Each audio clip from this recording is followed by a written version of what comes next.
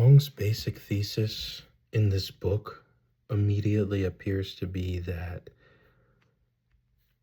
the oral version of language is far more impactful than or should not be overshadowed by the written form of language because he believes that language came about through oral tradition and that of the many languages that exist, he says that of the 3,000 languages that exist, there are only a fraction of those that actually are written.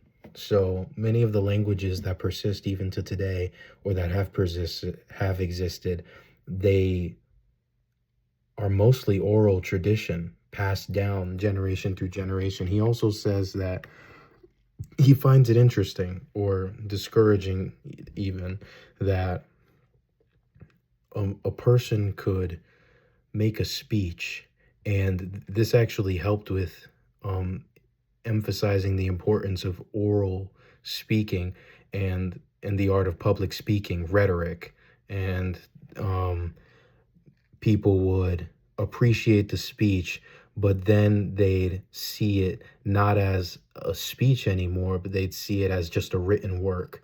They don't focus on the orality of it. They focus on the fact that it is just written. So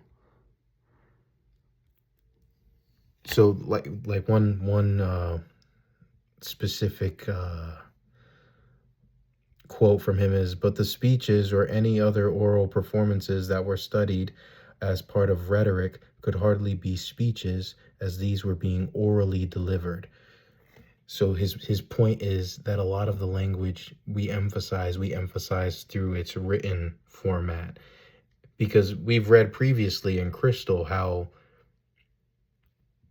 it seems as though written language tends to carry a more sophisticated weight to it, as though it's more important than oral traditions. Like oral traditions are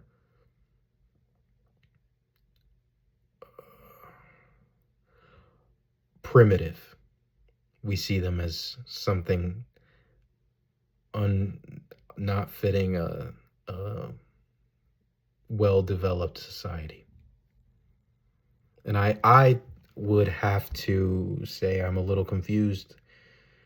Maybe I see why he's fighting so hard for the power of oral language. I don't really have a stance on this, but for the sake of answering the question, I'd say so far I do think that I can see his point. I do think that being able to speak a language may